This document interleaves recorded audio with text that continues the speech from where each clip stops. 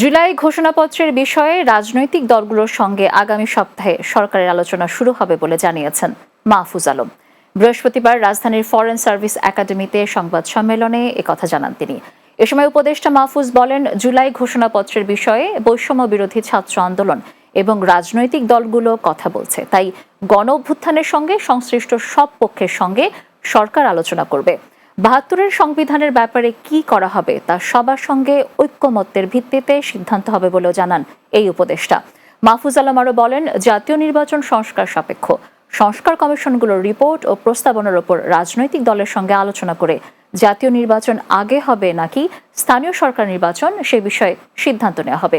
এছাড়া সংবাদ সম্মেলনে প্রধান উপদেষ্টার প্রেস সচিব শফিকুল আলম জানান, ফেব্রুয়ারির মধ্যে সকল শিক্ষার্থীদের হাতে পাঠ্য বই পৌঁছে দেওয়া হবে। আমরা আশা করছি আগামী ফেব্রুয়ারির মধ্যে আগামী মাসের মধ্যেই পাবে সবাই। আমরা আশা করছি এটা আরও এফিশিয়েন্ট সিস্টেম আমরা আরও তৈরি করতে পারবো। আশা করা যায় আগামী বছর আপনারা ঠিক 1 তারিখেই বই পাবেন। ৭২ সংবিধান যখন প্রণীত হয়েছে তখন থেকে এটা বিভিন্ন রাজনৈতিক দল এটা ক্রিটিক্যালি দেখেছে। এই ঐকমত্যের জায়গাতে যদি আমরা পৌঁছাতে পারি সংবিধানের ব্যাপারে, সংবিধানকে কি করব, আমরা কি করতে চাচ্ছি, এটা প্রস্তাবনা আছে শিক্ষার্থীদের দিক থেকে, অন্যান্য রাজনৈতিক দল থেকে হয়তো এটার বিরোধিতা আছে।